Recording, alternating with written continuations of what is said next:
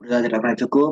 Oke, kita langsung mulai aja ke pembahasan aset tetap. Jadi kan kalau aku ngecek di RPS itu kan dia ngebahas terkait apa aja konsep kapitalisasi aset non-lancar, terus gimana cara pengakuan dan pengukurannya, pengakuan dan pengukuran penyusutannya, terus ada penghapusan aset penghapusannya, terus nanti ada koreksi kesalahannya gimana, sama penyesuaian nanti siklus pelaporannya di keuangan itu gimana. Ini terkait aset non lancar yang ada di SKPD khususnya aset tetap.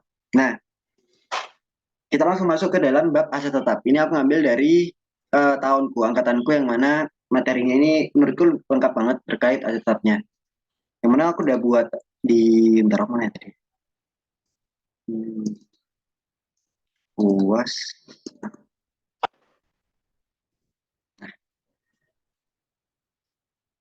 Nah, kalau ini kan di bab aset tetap.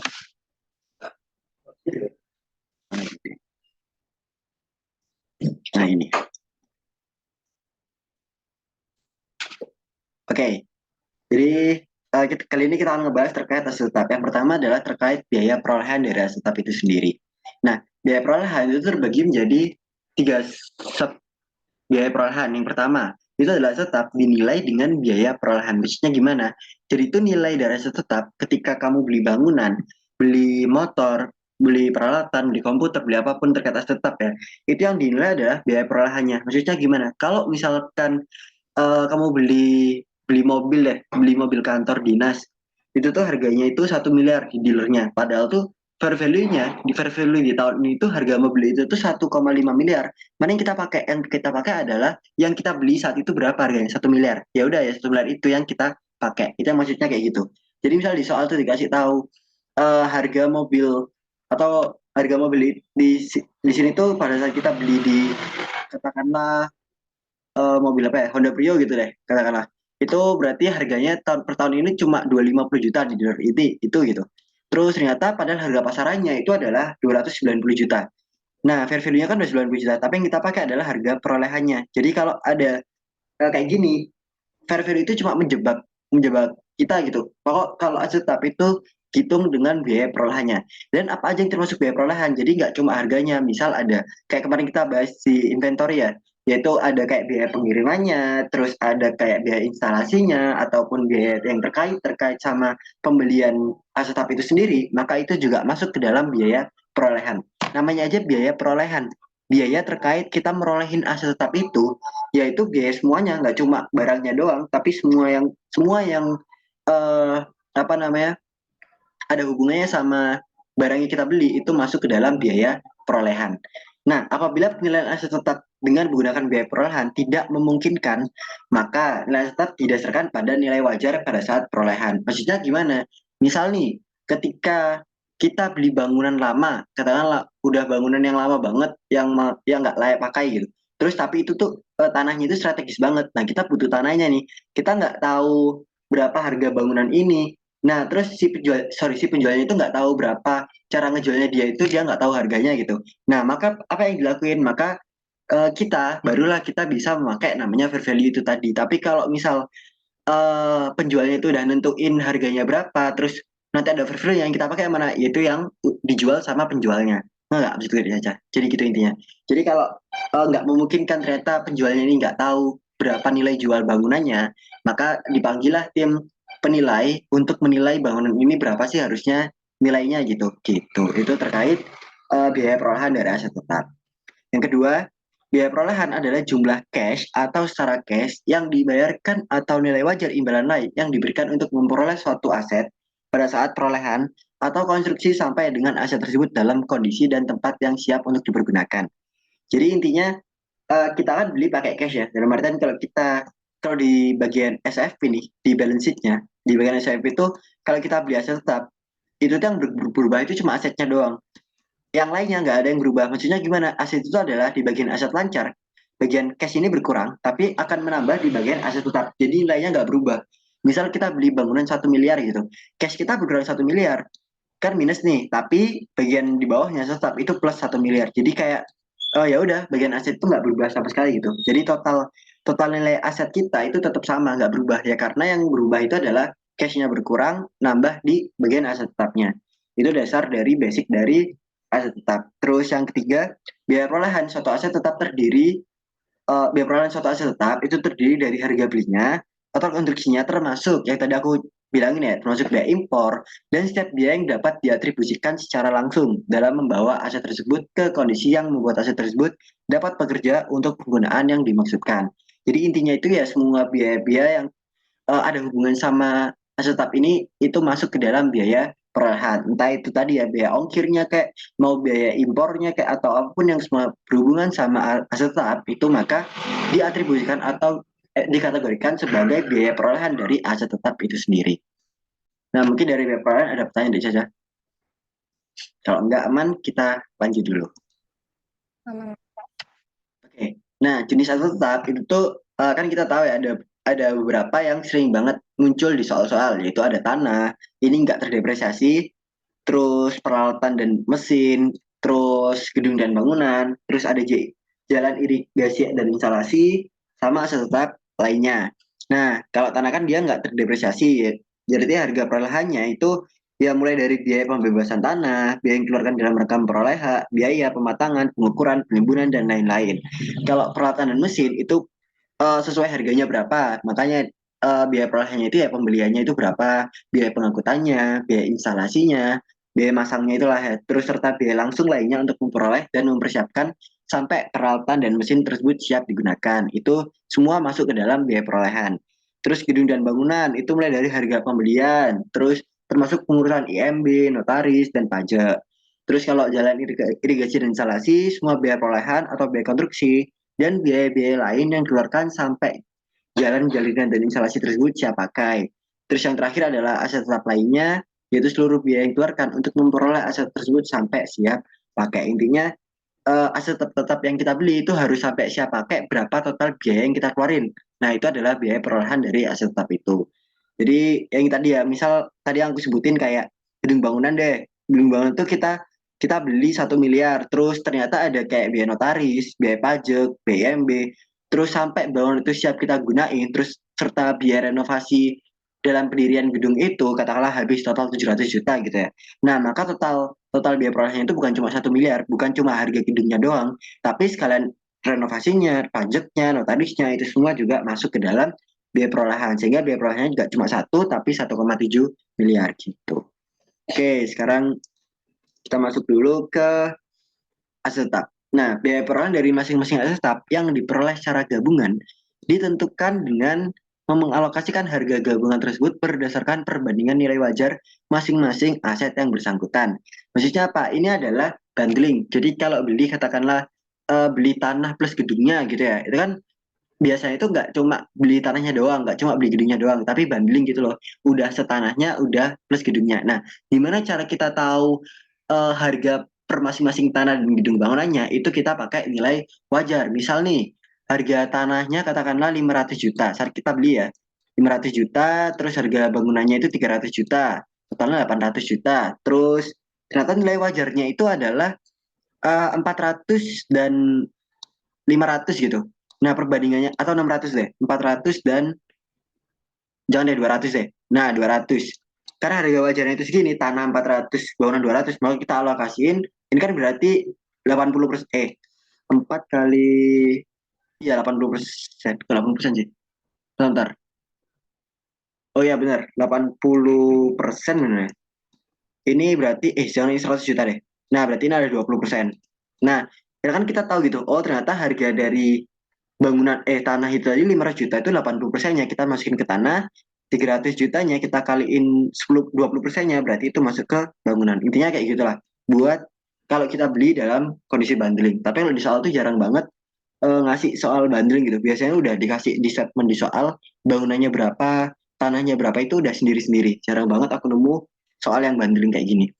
Terus biar perolehan tetap yang dibangun dengan cara swakelola, yaitu adalah berarti kan cara soal kolol itu kayak bangun sendiri gitu loh. Berarti biaya langsung tenaga kerja, bahan baku, terus biaya tidak langsung termasuk biaya perencanaan dan pengawasan, perlengkapan, tenaga listrik, sewa peralatan itu semua intinya semua biaya lainnya ataupun biaya langsung yang eh, untuk memperoleh bangunan tadi, untuk berdirinya bangunan yang kita kerjain tadi, maka itu termasuk dalam biaya perolehan dari aset tetap. Terus pengukuran aset tetap memperhatikan nilai satuan minimum kapitalisasi. Jadi kalau nggak salah dosenmu pernah bilang nggak berapa kapitalisasi dari bangunan? 50 Pernah Kak. juta? Berapa ya? Bentar. Kalau 50 ya 100 Biar deh. catat. Dari kenaik. Kalau dulu kan 20 tuh. Apa jadi 25? Jadi ada. Jadi alat sama yang ini kan Heeh, bangunan atau apa? Bentar. heeh. Kalau alat itu kan 1 juta. Naik jadi berapa? Atau tetap 1 juta? Sebentar sampai nyarinya Mm-mm. berapa ya kemarin? Coba nanti kayak kau cari juga deh terkait biaya non kapitalisasinya. Jadi kalau ini tuh kalau dia nggak lebih dari biaya kapitalisasi, meskipun bangunan ya, katakanlah bangunan ternyata 30 kok juta gedung dan bangunan. 30 juta ya. 30 juta gedung. Nah, Oke, ini aku peralatan 1 kasih juta. kasih notes. Kalau tanah berarti ini ya udah pasti ya. Udah pasti, dia udah pasti jadi itu, jadi aset tetap. Bentar. Nah, ini adalah kapitalisasi bangunan 30 juta ya. Kapitalisasi peralatan dan mesin 7 juta. Oke.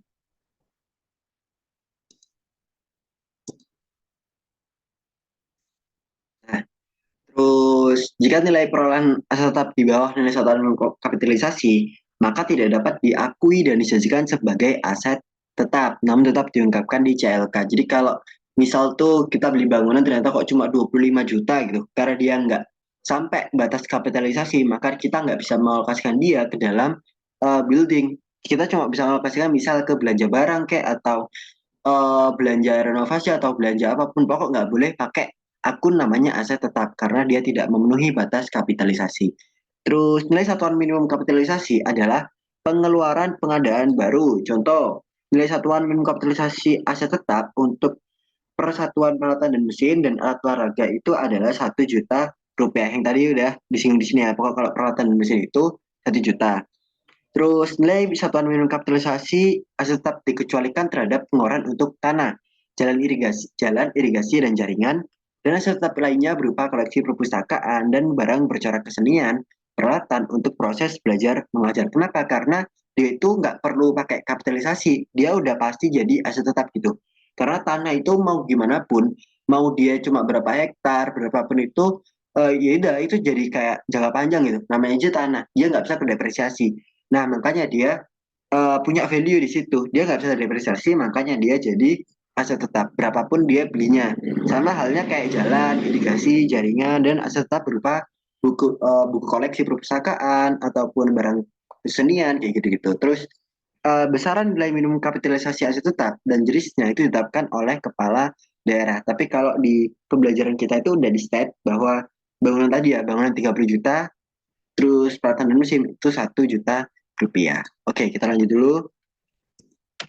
Nah, suatu pengeluaran setelah perolehan atau pengeluaran. Jadi kalau kita udah dapat bangunannya yang udah dipakai, terus ternyata ada pengeluaran setelah perolehan atau pengeluaran pemeliharaan akan dikapitalisasi jika memenuhi kriteria sebagai berikut.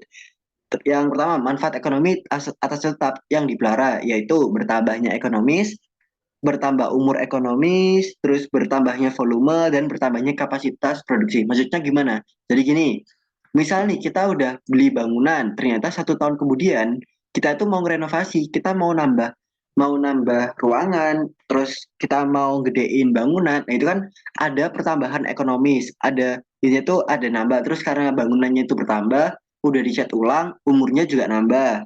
Terus karena yang awalnya cuma ada 10 ruangan jadi 11 ruangan berarti volumenya bertambah. Terus sehingga dengan volume bertambah maka bertambahnya juga kapasitas produksinya. Nah, maka dengan adanya 4 ini terpenuhi ya, dia bisa atau renovasi tadi itu biaya-biaya itu bisa masuk ke dalam aset tetap. Kalau misalnya salah satu nggak terpenuhi, katakanlah gini deh, dia bener nambah ruangan, dia bener nambah nambah apa namanya nambah kapasitas produksinya, dia bener nambah ekonomisnya, tapi ternyata setelah dicek dia itu nggak menambah apapun terkait umur bangunan, dia tetap masa manfaatnya 5 tahun ya tetap 5 tahun gitu. Karena dia tidak memenuhi salah satu dari empat ini, maka kita nggak bisa memasuki renovasi tadi ke dalam capital expenditure. Yang tadi ya aku sebut, kalau capital expenditure itu harus memenuhi keempat ini semua. Jadi benar-benar harus terpenuhi. Kalau satunya nggak terpenuhi, misal nggak nambahnya umur masa manfaat aset tetap, berarti dia cuma sekedar revenue expenditure, bukan capital expenditure. Oke, ntar aku catat di sini terkait ini ya. Nah, capital expenditure harus memenuhi semua kriteria yang ada, yaitu keempat-empatnya. Jika salah satu tidak terpenuhi, maka masuk ke dalam kategori revenue expenditure. Terus, nah, kalau misal, buat baru aja deh.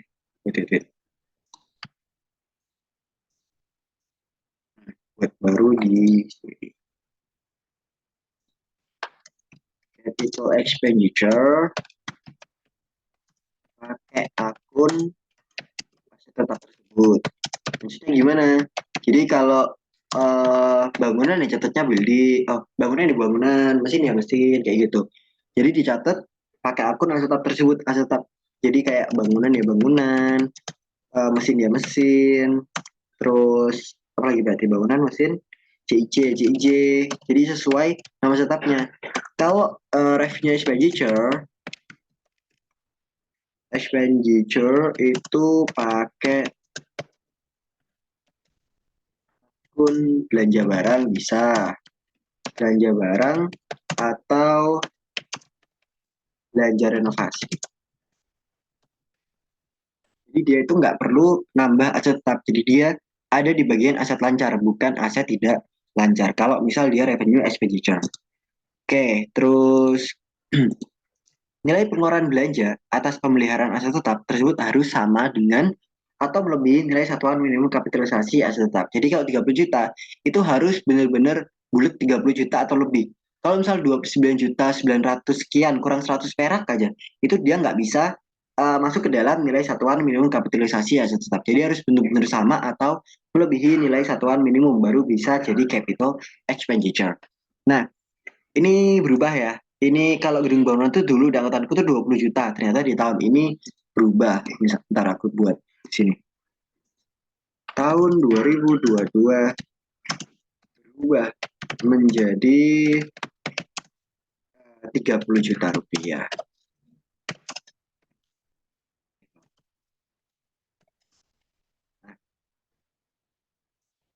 Ya, ini adalah terkait kapitalisasi dari aset tetap. Oke. Ah, Ini kapitalisasi itu berarti maksudnya dia apa? Bertambah. Oh, yang jadi empat ini kayak tadi. dia harus memenuhi bertambah Mm-mm, kapasitas. Intinya bener. dia harus memenuhi kapitalisasi 30 juta itu baru kita lihat empat empat Keempatnya, kategori bener. ini.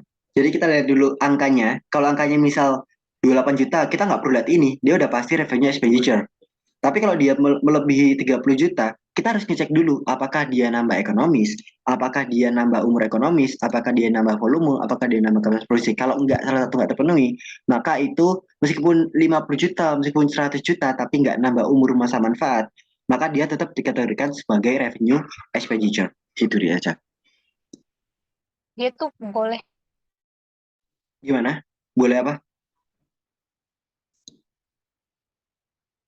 Sorry, suaramu keputus ya, Cak. Apa sih aku ya? boleh pas 30 atau lebih dari harus lebih dari Oh, 30.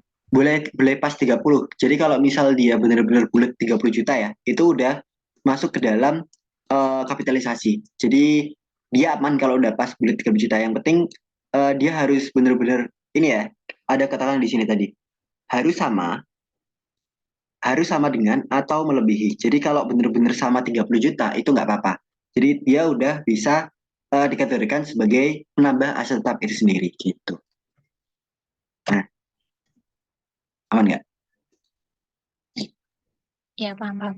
Oke, kalau gitu kita lanjut dulu ke slide berikutnya. Nah, aset tetap. Sekarang kita masuk ke dalam depresiasinya atau kalau di Akpom itu penyusutannya. Nah, penyusutan adalah alokasi yang sistematis atas nilai suatu aset tetap yang dapat disusutkan depreciable assets selama masa manfaat aset yang bersangkutan. Jadi emang gunanya apa sih depresiasi itu kan gitu ya. Jadi itu sebenarnya itu kita pengen tahu gitu. Oh ternyata nilai bangunan kita itu masih berapa sih? Padahal kan udah dipakai ya. Nggak mungkin dong kalau udah dipakai itu nilainya nggak berkurang. Pasti berkurang. Nah sama kayaknya mobil. Mobil itu kalau kita beli baru grass gitu ya dari showroom bekas kayak atau kita beli langsung di penjualnya gitu ya. Itu berarti kan harganya itu mahal banget. Katakanlah 300 juta gitu. Tapi setelah kita pakai 1 jam aja, udah kita pakai 1 jam aja atau sehari doang, itu nilainya akan turun drastis. Seenggaknya itu turunnya itu 20% lah paling minim. Nah, turunnya itu benar-benar drastis. Sebenarnya kita pakai cuma 1 jam, mau kita pakai 1 hari itu turunnya drastis. Jadi karena ada masalah waktu ada ya, atau karena udah pernah dipakai, jadi nilai aset itu benar-benar turun. Makanya ada namanya penyusutan. Biar apa? Biar kita tahu berapa nilai aset kita sekarang setelah kita pakai ada jangka waktunya gitu. Misal gedung ini dinilai ternyata ini masih dinilai itu ternyata masih bisa berdiri selama 10 tahun lagi. Nah, misal kita udah pakai 8 tahun, berarti kan kita langsung tahu gitu, oh ternyata sisa 2 tahun doang nih, maka nilai aset tetap kita itu tinggal segini. Itu juga bisa, apa ya, bisa ngebuat kita tuh jadi tahu gitu, oh ini tuh udah waktunya renovasi nih, ini udah waktunya benerin bangunan nih, biar nggak roboh, biar masih bisa dipakai, biar bisa nambah produksi kita. Ini waktunya renovasi gede-gedean nih. Nah, itulah gunanya kenapa kok kita harus buat penyusutan, biar kita tahu kapan eh, layaknya bangunan ini kita pakai gitu, atau aset ini layaknya kita pakai itu sampai kapan gitu. Setelah dia udah mendekati kelayakan makainya, jadi seorang manajemen itu tuh masih bisa berpikir lagi, oh ini harus dibenerin nih, udah waktunya mau roboh kan bangunan. Jadi mau nggak mau kita harus benerin, mau renovasi ulang, mau ngecat, terus mau ngokohin bangunan ini segala macem. Nah itu biar apa? Biar bisa nambah masa manfaat, biar bisa dibuat kerja lagi, bisa bisa berdiri dengan lanjut. Pokoknya itulah yang buat kenapa depresiasi itu begitu pentingnya gitu. Gitu. Terus nilai penyusutan untuk masing-masing periode diakui sebagai pengurang nilai tercatat aset tetap dalam neraca dan beban penyusutan dalam laporan operasional. Jadi kalau misal ada depresiasi itu dia diakui di dua sisi, baik dari sisi income statement maupun dari sisinya SOFP. Atau kalau di Akpom itu kalau dari sisinya SOFP kan neraca ya, neraca. Jadi baik dari sisinya neraca atau baik dari sisinya si beban LO atau sisi LO. LO ini adalah income statement-nya si Akpom gitu. LO kan dia ngebahas terkait pendapatan, beban gitu ya. Beda sama LRA. LRA itu cuma bener-bener realisasi anggarannya. Bener-bener fokus ke dalam cash-nya doang. Kalau LO ini tuh udah bener-bener kayak income statement-nya gitu loh. Jadi bener-bener semua beban-bebannya, pendapatan yang benar-benar terjadi aktual dalam tahun ini tuh semua tercatat di dalam LO. Makanya aku bilang IS itu lebih relate ke LO daripada ke LRA gitu. Nah, jadi dia tuh ngurangi neraca. Jadi kan ada akun namanya akumulasi depresiasi ya di neraca sebagai pengurang dari aset tetap itu sendiri. Nah, angka aset tetap yang ada di neraca, aku bilang di sini neraca ya. Ntar, tambah di sini deh. Angka aset tetap yang ada di neraca itu nggak pernah berubah sama sekali. Maksudnya gimana? Meskipun dia udah dipakai 10 tahun, dia udah dipakai 20 tahun, dia itu angkanya tetap segitu sesuai harga perolehannya. Misal, harga perolehan bangunan itu di awal 100 juta. Nah, itu di awal 100 juta selama selama 10 tahun berdiri ya. Bangunan yang kita peroleh 10 tahun yang lalu itu nilainya tetap 10 juta. Eh, 100 juta, 100 juta. Loh, kok gitu? Karena ada tambahan akun, yaitu namanya eh, inilah fungsi dari akun yang bernama akumulasi depresiasi. Gitu. Kak, Jadi, berarti Nah, gimana? Berarti di neraca tuh dia nggak boleh dilaporkan bersihnya ya. Dia harus ada accumulated depreciation ya. Bener, dia nggak bisa jadi net aset tetap gitu. Karena kalau itu kan kita lah jadi nggak tahu berapa harga perolehannya dulu gitu kan. Nah, gunanya ini kita biar Hmm. tahu gitu perolehannya berapa. Yang mana ini penting banget kalau itu nanti masuk ke dalam matkul ALK, Analisis Laporan Keuangan di semester 5 kalau nggak salah di angkatanmu. Nah, itu nanti bener-bener penting kita tahu berapa harga perolehan dari aset itu. Makanya itu nggak boleh berubah dalam laporan keuangan. Makanya itulah gunanya fungsinya ada akun namanya akumulasi depresiasi. Biar tahu, oh ternyata akun itu harga perolehan itu segini, ternyata udah kepake sekian persennya gitu, atau udah kepake 50 juta setengahnya gitu. Nah, itu kita jadi tahu gitu. Oh, ternyata udah kepake setengahnya loh, masih ada setengahnya. Nah, inilah kenapa kok ada akun namanya akumulasi depresiasi. Jadi bukan net aset. Nah, beda sama apa ya kalau misal ada kok di soal itu aku pernah nemu net aset tapi di dalam neraca itu aku nggak pernah nemu suatu aset tetap itu ditulis secara net asetnya karena emang nggak boleh ditulis secara net aset. Bener-bener harus ditulis berapa aset tetapnya, berapa akumulasinya biar kelihatan gitu. Dia udah pakai berapa tahun, dia udah harga perolehannya berapa itu kita biar tahu gitu. Terus tetap kita udah sampai sini ya. Nah, terus setelah kita mengakumulasi, akumulasi kan dari tahun-tahun sebelumnya ya dalam masa tetap. Namanya akumulasi, itu kan berarti terakumulasi dari tahun-tahun sebelumnya. Entah itu kita misal nih kita belinya tahun 2022, misal di tahun 2030, berarti kan akumulasi itu adalah akumulasi penyusutan selama 8 tahun. Nah, terus gimana cara kita bisa tahu depresiasi ini per tahunnya? Kita tinggal lihat di dalam laporan operasionalnya, di LO-nya, di bagian beban depresiasinya. Beban depresiasinya berapa? Itu berarti yang terjadi depresiasi di tahun ini, khusus 1 tahun doang. Nah, kita lihatnya adalah di beban depresiasinya. Tapi kalau mau lihat berapa depresiasi selama bertahun-tahun, selama mulai dari perolehan sampai tahun sekarang, ya udah kita tinggal lihat berapa akumulasi penyusutannya. Itulah gunanya kenapa ada beban depresiasi, kenapa kok ada akumulasi depresiasi di sisi neraca gitu. Terus aset tetap lainnya berupa hewan, tanaman, dan buku perpustakaan tidak dilakukan penyusutan secara periodik, melainkan diterapkan penghapusan pada saat aset tetap tersebut sudah tidak dapat digunakan atau mati. Kenapa? Karena namanya hewan, tanaman, buku perpustakaan itu adalah benda-benda yang benar-benar value-nya itu bukan sekedar uang doang. Value-nya itu benar-benar lebih dari sekedar uang. Jadi kita menilai suatu aset itu ya, kayak hewan, tanaman, katakanlah hewan itu kuda perusahaan deh, kuda itu nanti atau anjing perusahaan yang bisa buat ngelacak. Misal BNN ya, BNN butuh anjing gitu buat melacak kebenaran suatu barang tertentu. Nah, itu tuh namanya hewan kayak gitu. Kita nggak bisa memastikan berapa umurnya berapa. Beda sama bangunan itu yang bisa dinilai karena ada materinya kan. Makanya ada jurusan penilai. Tapi kalau hewan, manusia itu kita cuma bisa memprediksi kemungkinan hidup, tapi nggak bisa memprediksi berapa pastinya hidupnya si hewan ini, tanaman ini, atau buku perpustakaan ini. Makanya ketika kita bahas aset tetap lainnya kayak hewan, tanaman, buku perpustakaan, kita nggak bisa menyusutkan. Tapi ketika itu udah katakanlah anjingnya ini meninggal gitu ya atau mati gitu, terus saat itulah kita baru bisa mencatat pelepasan aset tetapnya. Langsung kita hapus semuanya. Misal anjing itu tadi nilainya adalah 100 juta. Ketika dia meninggal ya udah tinggal kita kan nggak ada namanya akumulasi ya, nggak ada namanya akumulasi depresiasi. Ya udah ketika dia mati di tahun 2025 gitu katakanlah, di tahun 2025 itu langsung kita minus 100 juta di dalam aset tetapnya karena udah nggak bisa terpakai lagi hewan ini. Makanya di saat itulah kita langsung hapus semua angkanya. Misal kalau kita belinya 100 juta ya kita hapus 100 juta. Kalau kita belinya 50 juta ya kita hapus 50 juta gitu.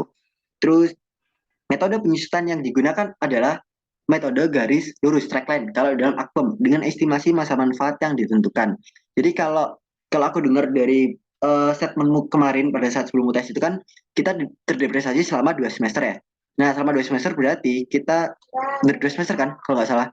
Nah berarti ya udah kita eh, Ya, Kak. misal kita belinya di bulan April, berarti dia udah masuk ke dalam semester pertama. Atau kalau dia udah belinya di tanggal Juli, berarti dia udah masuk ke dalam semester kedua di tahun tersebut gitu. Jadi lihat dulu kapan bulan belinya, baru kita masukkan apakah dia masuk ke semester 1 atau semester 2 di tahun tersebut. Oke, sekarang kita masuk ke dalam lanjutan dari penyusutan aset tetap. Penyusutan per periode merupakan nilai penyusutan untuk aset tetap suatu periode yang dihitung pada akhir tahun. Nah, ini ya, kalau aku dulu itu dihitungnya itu dalam 1 tahun, 1 periode gitu. Jadi kita ngitungnya itu 1 tahun. Tapi kalau di angkatanmu ternyata diajarinya atau diajarinya itu benar-benar per semester. Jadi apakah itu bisa beda? Kalau jawabanku enggak, maksudnya itu enggak terlalu beda banget gitu loh. Karena setengah tahun itu enggak begitu material kalau buat guru berarti ya. Karena biasanya tetap itu dia itu puluhan tahun, bahkan sampai 100 tahun tuh bisa kalau bangunannya itu kuat banget. Nah, kalau cuma sekedar setengah tahun itu perbedaannya itu nggak terlalu material dalam segi penyusutannya. Jadi kalau kita pakai semesteran pun kurasa itu nggak terlalu jadi masalah besar gitu. Gitu. Terus masa manfaat adalah periode suatu aset tetap yang diharapkan digunakan untuk aktivitas pemerintahan dan atau pelayanan publik atau jumlah produksi atau unit serupa yang diharapkan diperoleh dari aset untuk aktivitas pemerintahan dan atau pelayanan publik. Ini adalah masa manfaat dari aset tetap itu ya. Misalnya masa manfaat ya itu tadi ya berapa tahun. Misal masa manfaatnya itu 20 tahun kayak 50 tahun, 100 tahun itu adalah masa manfaatnya. Intinya sampai kapan aset itu bisa digunain gitu. Intinya itu. Oke, kita langsung masuk ke inti dari aset tetap, yaitu kita masuk Kak, ke dalam jurnalnya. Gimana? Kak, yang dibilang dosenku tuh yang 1 semester sama 2 semester tuh pemerintah pusat. Kalau Hmm, kayaknya kalau Penta beda nggak sih? Soalnya tuh dosen tuh beda-beda gitu ngajarinnya. Dosenku tuh ngajarin RKPD tapi pakai sistemnya pemerintah pusat. Kalau dosen lain nggak, dia pakai sistemnya Pemda. Aku juga hmm. pusing. Nah itu ya, jadi itu masalah dosen ya, iya aja. Kalau Iya. kalau aku kan belum tahu kapan peresmian kalau dia berubah jadi 2 semester ya. Terus pendek pengenal itu emang masalah aset tetap itu kan eh selama aku belajar akum tuh aset tetap itu emang terdepresiasi selama tahunan dalam artian 1 tahun gitu. Meskipun dia beli tanggal 1 Desember, kita udah akui kalau dia udah terdepresiasi 1 tahun. Nah, aku baru tahu tuh ketika dosenmu bilang ternyata 2 semester gitu. Mungkin itu bisa diklarifikasi besok di pertemuan pertama akum kan biasa tetap ya. Itu kamu klarifikasi apakah konfirmasi, sorry, konfirmasi apakah emang bener 2 semester atau emang setahun kan. Jadi itu udah dipatenin gitu loh. Meskipun Dosko bilang saat ujian itu 1 tahun ternyata karena dosenmu itu dia bilangnya 2 semester ya kita pakai dosenmu sendiri karena itu adalah dasar penilaian kita itu di dosen kita masing-masing kan jadi tanyain coba konfirmasiin ke dosenmu apakah emang benar 2 semester atau 1 tahun kalau emang 2 semester sejak kapan 2 semesternya atau kalau setahun ya udah berarti kita udah pakai yang setahun gitu gitu coba ya dicaca gimana konfirmasiin aja jadi Iya, kapan nanti. pada saat Ya. pertemuan pertama akom gitu konfirmasiin apakah kenapa kok bisa berubah? Aku malah penasaran kenapa kok dosen itu bilang 2 semester gitu. Karena beberapa dosen, dosko terutama ya doskoku, terus selama aku belajar akpom dulu itu tuh nggak pernah memakai 2 semester. Bener-bener kita setahun kan gitu, berapapun kita tanggal belinya. Oke, sekarang kita masuk ke jurnal aset tetapnya. Yang pertama terkait perolehan aset tetap itu sendiri. Nah, namanya perolehan, kita kan berarti ngebeli aset di saat itu ya, di tanggal tertentu. Nah, apabila aset tetap diperoleh dengan cara membeli atau membangun, maka akan terjadi realisasi belanja modal.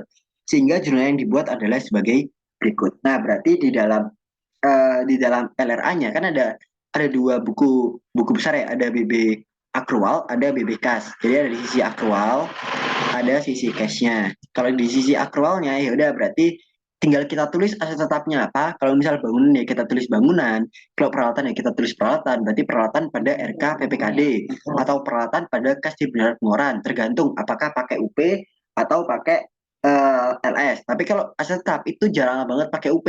Kenapa? Karena uangnya itu gede banget, bisa ratusan juta, bisa miliaran. Makanya aku jarang kalau aset tetap itu pakai UP gitu. Kecuali kalau soalnya itu emang sedikit apa ya kayak ngarang-ngarang banget gitu loh dosennya kelihatan banget kalau ngarang pakai UP karena namanya setap itu gede banget namanya uang persediaan kan uang yang buat operasional perusahaan ya yang kayak kecil-kecil banget gitu loh kayak belanja belanja ATK lah belanja beli kertas beli pulpen ya yang kecil-kecil gitu. Kalau belanja kayak aset tetap itu jarang banget aku nemu pakai UP biasanya itu adalah pakai LS yaitu RK PPKD langsung kenapa karena uangnya gede banget nggak cukup kalau pakai UP gitu UP kan cuma berapa doang sih paling mentok itu paling 10 juta, 20 juta.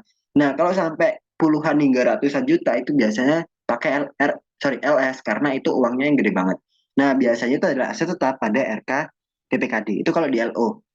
Di BB Akrual. Kalau di BB Kasnya, ya udah tinggal belanja modal pada EP Sal. Mau itu peralatan, mau itu bangunan, kita catatnya debitnya adalah belanja modal. gitu. Itu kalau di BB kasnya. Oke, lanjut dulu ke nomor. Nah, apabila aset tetap diperoleh dari hibah, yang tadi ya, kalau ini kan kita beli ya.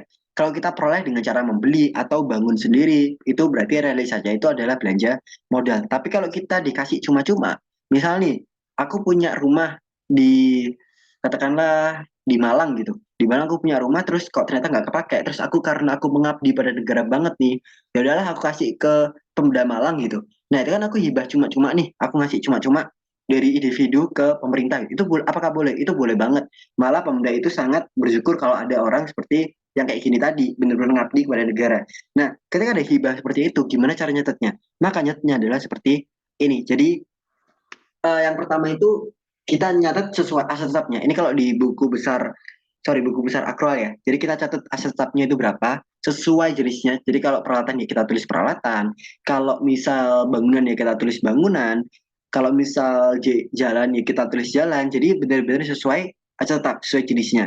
Nah, kreditnya bukan RKPPKD, kita nggak ngeluarin uang, kita nggak ngeluarin apapun gitu, selaku pemda ya, kita selaku pemda, kita nggak ngeluarin apapun, kita nggak ngeluarin kasnya perusahaan, kasnya pemerintah daerah, kita nggak ngeluarin apapun terkait aset apapun untuk dapetin aset ini, maka itu menjadi adalah pendapatan hibah LO. Jadi kita akui sebagai pendapatan. Kenapa? Karena aset tetap ini cuma-cuma loh, makan bonus buat kita nih. Makanya kita catat sebagai pendapatan, bukan sebagai aset RKPKD atau kas.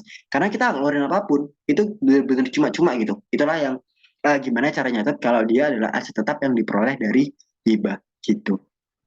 Terus, apabila sebuah SKPD transfer aset tetap dari SKPD lain, misal Pemda Tangerang ngasih ke Pemda Tangerang Selatan gitu, karena Tangerang Selatan ternyata kurang mobil dinas. Nah, karena ada transferan, ya udah berarti jurnalnya adalah seperti berikut. Yang pertama, SKPD yang melakukan transfer kan Tangerang ya tadi. Ini berarti anggap aja ini Tangerang. Ntar, catat. Nah, anggap aja yang transfer mobil dinas. Dinas adalah Pemda Tangerang. Terus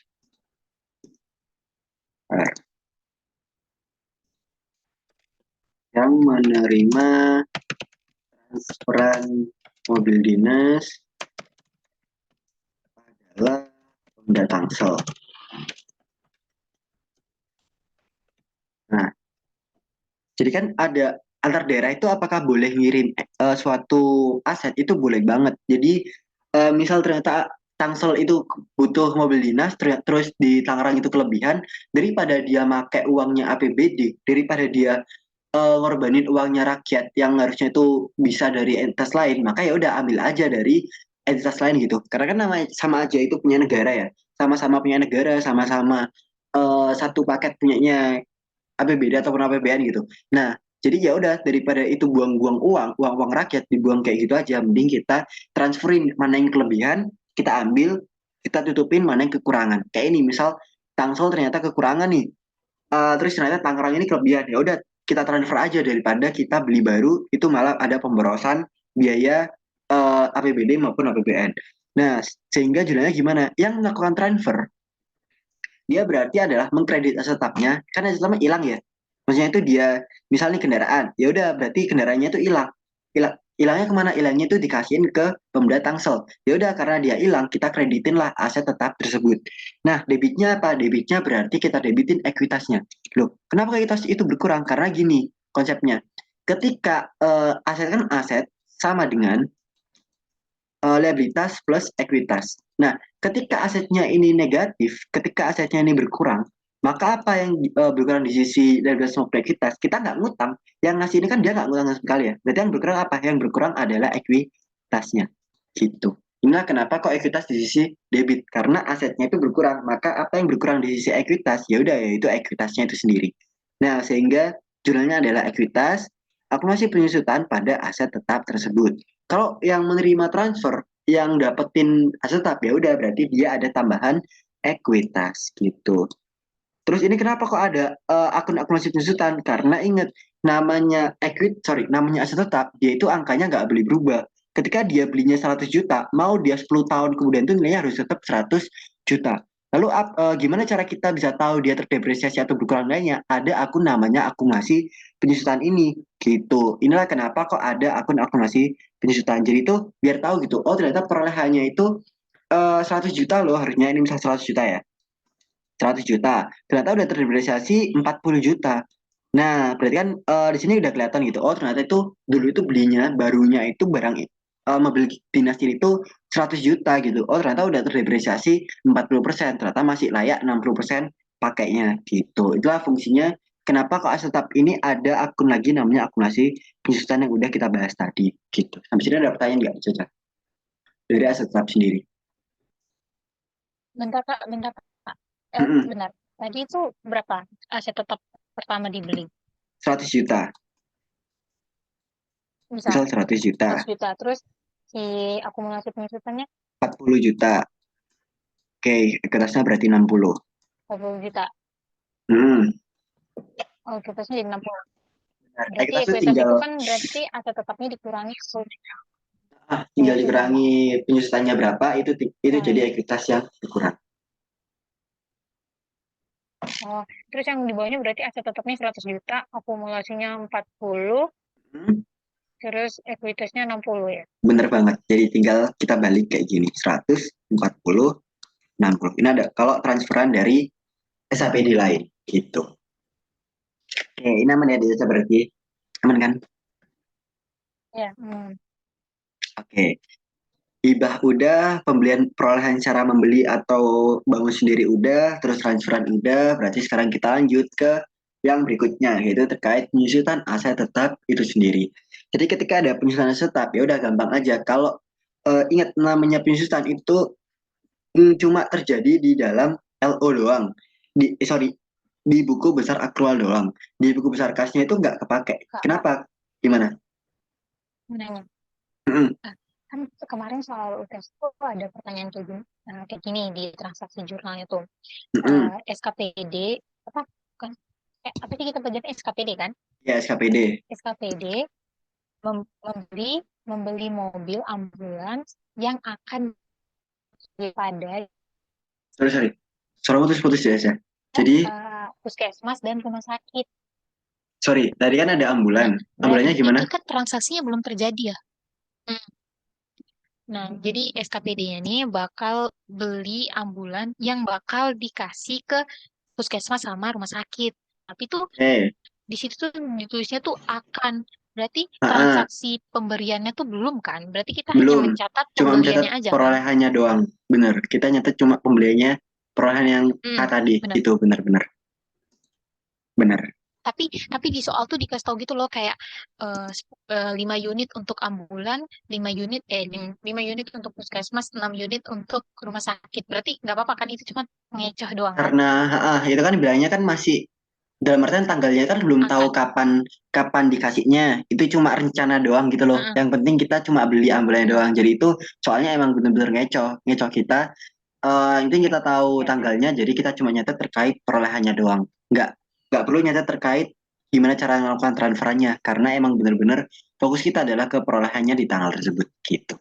Bener ya, aja, cuma nyatet perolehannya. Oh, di UTS kemarin ada gitu. Iya, di UTS kemarin udah gitu. Dan tahu nggak Kak, itu di UTS kemarin tuh banyak banget koreksi ekuitasnya. Oh iya, dari tahun kemarin gitu ya berarti. Akun koreksi ekuitasnya. Maksudnya Iya, itu berdasarkan banyak dari banget. tahun kemarin gitu kan. Terus baru ketemu Heeh. kesalahannya di tahun sekarang. Akhirnya muncullah akun koreksi kita kayak gitu, gitu. Wow. Iya. Terus ada Terus juga yang kayak gini, di ah, tanggal ini, dia tuh di jurnal tuh ditulis ini, eh, bendahara penerimaan tuh menerima AR yang telah dihapuskan kan, hmm, dan langsung menyetokannya kepada eh, ya, apa bendahara umum. hmm, Nah, tapi di tanggal selanjutnya lagi ditulis lagi bendahara penerimaan menerima uang dari AR tadi. Tapi aku tuh udah nulis penerimaan itu di atas. Sampai aku tuh nulis gini tanggal 12 yang selanjutnya itu. Maaf Bu, saya sudah menulis penerimaannya itu di tanggal segini karena di soal dituliskan kayak gitu. Gak apa-apa kan Kak? ya apa berarti kan itu Atau sorry aku yang salah? di Aku tanggal sampai nulis 10-nya kayak itu gitu tadi ke ibunya. kata-katanya gimana? Di tanggal sebelumnya tadi itu kata-katanya gimana? Dia aja.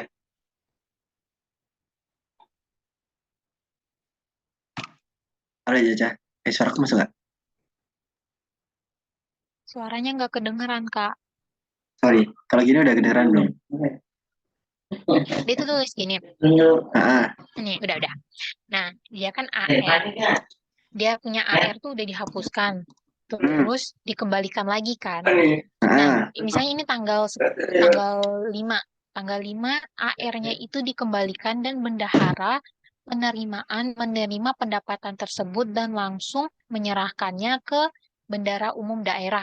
Berarti kan itu langsung diterima sama udah bendara penerimaan langsung serahkan itu ke bendara langsung umum nyetor daerah. ke Berarti kan ah, eh, piutang piutang pajaknya itu kan kita hmm, ngembaliin dulu pakai koreksi kan. benar. Nah, terus kita terima penerimaan piutangnya. Berarti em, piutang itu dihapuskan kas di bendara penerimaan pada piutang. Nah, habis itu kas di berarti terus Itu baru RKPPKD pada kas bendara penerimaan kan di tanggal 5 kalau itu. kalau aku lihat dari soal tadi ya, berarti itu yang di tanggal 5 itu sebagai penonton itu cuma ngelaporin si bendara terima itu ngelaporin kan dia belum dapat cashnya ya. Dia cuma nerima laporan gitu loh. Kalau itu ternyata bisa tertagih. Ternyata dapat cashnya itu di tanggal 12 ya, kalau nggak salah. Nah, misal kalau kayak Tapi gitu, dibilang gini, Kak.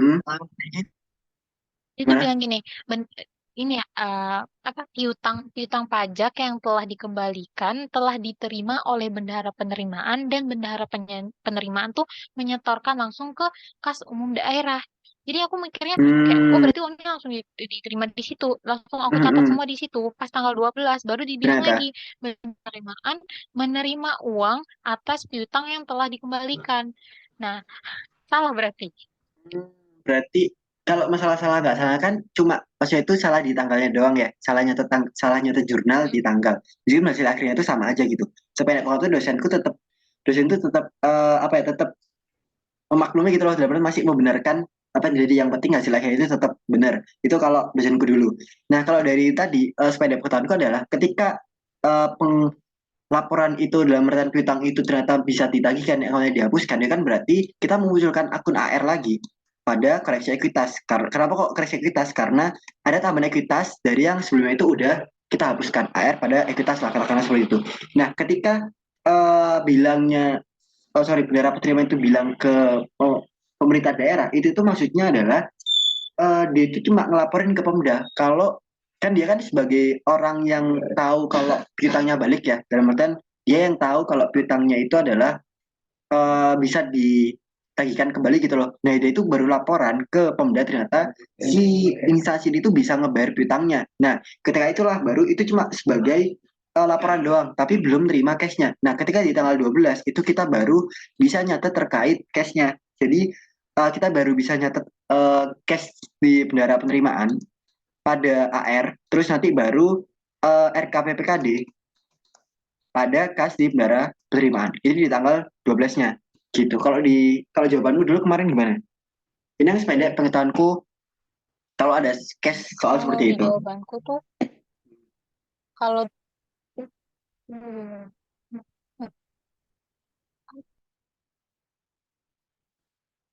Hmm, bentar kak. hmm,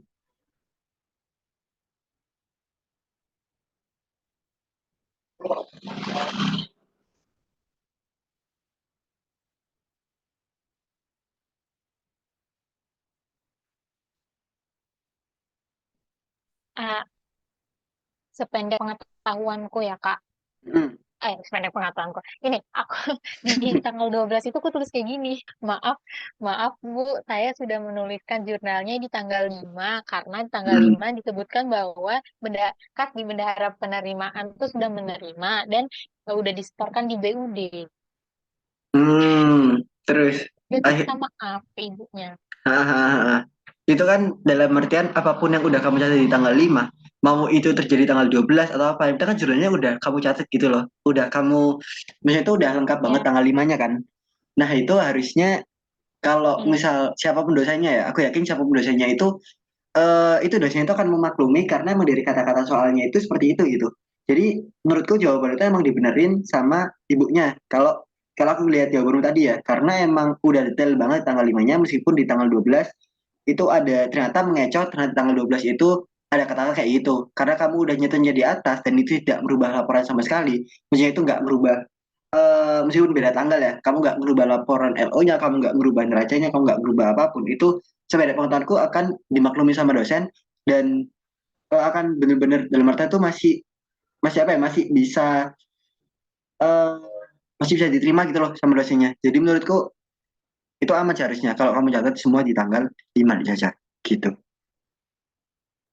Karena yang penting tuh akum Nah, tuh terus gini lagi Kak. gimana gimana. Ah, kan nggak dikasih ininya ya. Apa namanya tuh? Estimasi pendapatan sama estimasi belanja ya di atas tuh. Mm-mm. Nah, Nggak ada terus anggarannya berarti disuruh ya. bikin LRA. Iya, disuruh bikin LRA. Ya aku Terus tulis, mohon maaf, eh, mohon maaf Bu, tapi tidak diberikan estimasi sebelumnya sehingga saya tidak dapat membuat LRA. Tapi aku gambar kolomnya, tapi aku kasih XXX gitu. ah, ah, ah, Gimana? ah. Itu bagus banget malah mending kayak gitu daripada Benar kan? daripada nggak kamu sih sama sekali. Karena kalau nggak ada kan berarti kan Hai. realisasinya dari mana? Dasarnya aja nggak ada. Misal nih nggak ada dasarnya, Iya, ujuk-ujuk itu ada realisasinya gitu. Jadi kalau nggak kita isi XXX ya mau kita isi apa gitu kan. Jadi lebih baik bener gitu kalau mau ngisi pakai XXX. Tapi biasanya itu emang LRA itu nggak ada anggarannya gitu ya. Maksudnya itu nggak ada estimasi pendapatan sama progresi nggak ada. belanjanya gitu. Bener-bener nggak ada ya Iya, di nggak ada. awal. Iya. Hmm, karena nggak ada anggaran tuh berarti iya harusnya nggak mungkin di LRA gitu. Ini doskonya apa ya? Oke, berarti UTS kemarin menurutmu aman nggak terkait Akom? Aku tuh nggak yakin sama jurnalnya, soalnya tuh kayak banyak koreksinya gitu loh. Kayak, aduh, kayaknya ini salah. Dia tuh, udahlah, udah amat, tulis aja lah. Yang penting ada yang tulis. Bener itulah kalau sesiap-siapnya kamu belajar ya ketika ujian tuh biasanya itu tadi bener-bener nggak cuma fokus soal tapi emang bener-bener gimana cara kamu bisa ngalokasin waktu yang tepat dengan jawaban kamu yang tepat dengan alokasi pengerjaanmu yang tepat. Intinya tuh kalau strategi UTS atau UAS ya intinya tuh kamu lihat dulu soalnya berapa banyak, mana yang poinnya gede karena soal soal stan ya. Ini opini ya, soal saya itu dimodifikasi untuk tidak diselesaikan semuanya.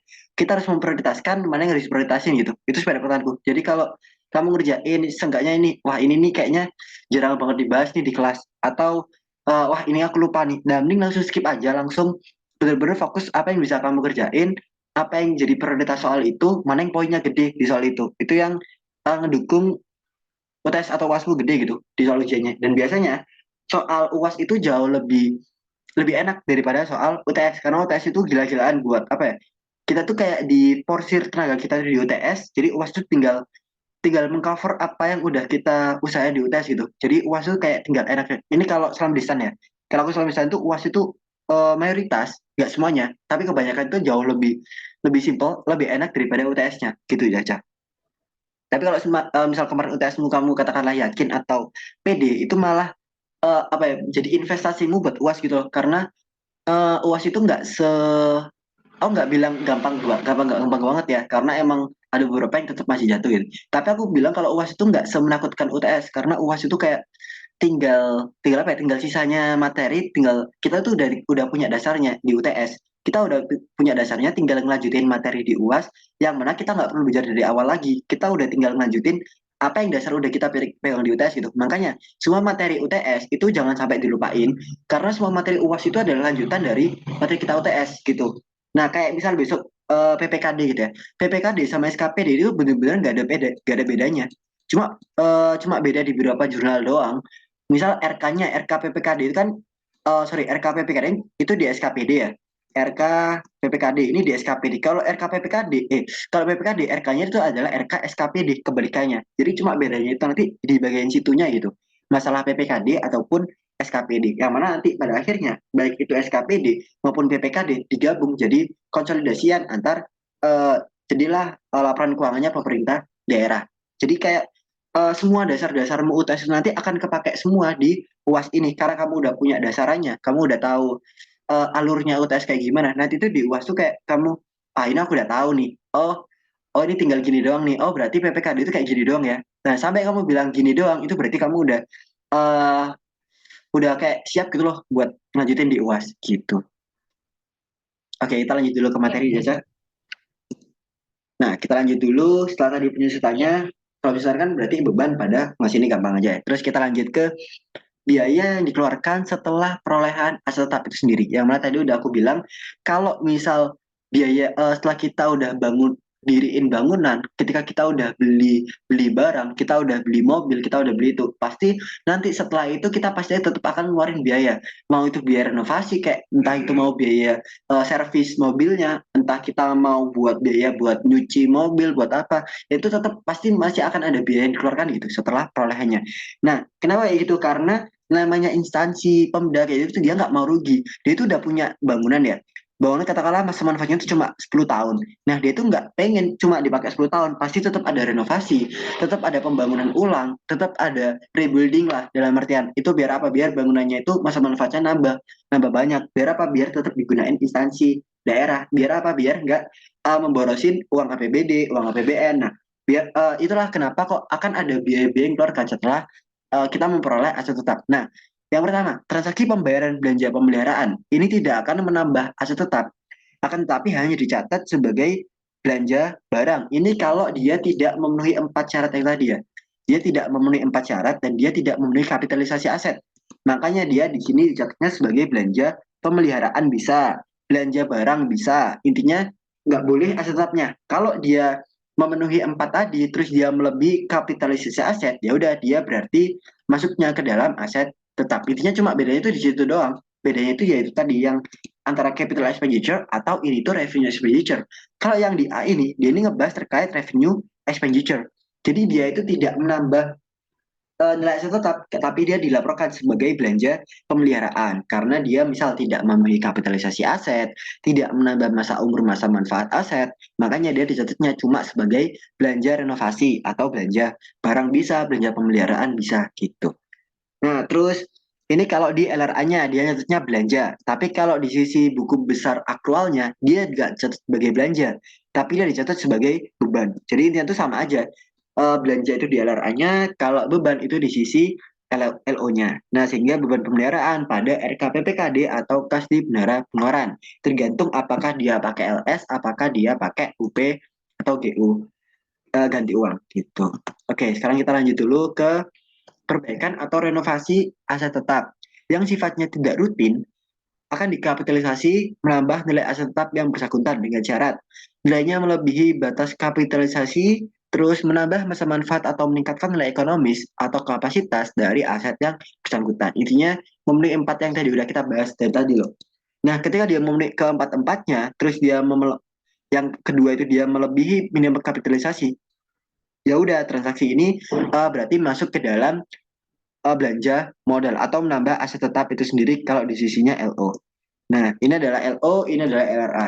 Jadi di buku besar cash-nya itu kita catat belanja modal pada episal, di sisinya belanja, sorry, di bagian akrualnya kita catat aset tetap pada RK PPKD atau cash di bendahara pengeluaran.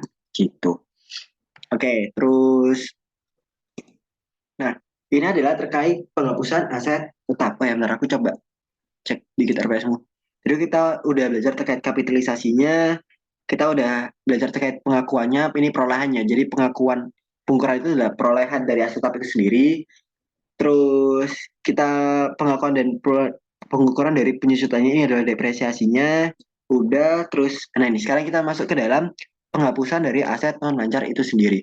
Oke, penghapusan aset tetap itu maksudnya apa sih ya? Intinya itu kalau aset tetapnya udah nggak bisa dipakai, udah dijual, udah katakanlah udah bener-bener nggak layak pakai, udah nggak bisa direnovasi, ya udah kita buang aja, kita hapus. Kenapa? Karena yang namanya virus kalau nggak segera dihapuskan, kita pertahankan malah dia jadi virus untuk hal yang lainnya gitu. Misal bangunan yang udah nggak layak pakai nih, kita tetap pakai. Seolah-olah kita nggak merugi, padahal itu malah virus virus yang kecil yang harusnya itu roboh udah nggak layak pakai, kita tetap pakai.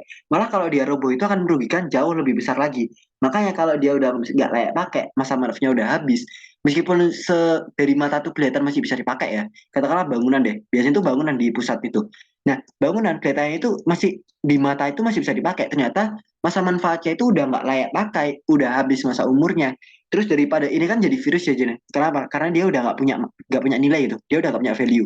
Ketika dia udah jadi virus, kalau nggak segera dibuang, nggak segera dilepas, ya dia akan jadi menyebar ke lainnya, namanya aja virus. Maksudnya gimana? Ketika kita masih pakai, ternyata dia roboh, terus dia ngerusak peralatan mesin perusahaan, dia membuat korban jiwa, terus dia membuat rusaknya parahnya di dalam ruangan barang-barang yang berharga, itu malah justru jauh merugikan gitu. Makanya ada penghapusan aset tetap kalau benar-benar nggak layak pakai sesuai SK dari kepala daerah atau pejabat yang berwenang. Nah, aset tetap itu akan dihapuskan dengan alasan rusak berat, hilang, atau alasan lainnya sehingga dapat dihapuskan gitu. Jadi kalau benar-benar nggak layak pakai atau barangnya ternyata dicuri atau apa, itu baru kita catat penghapusan aset tetapnya.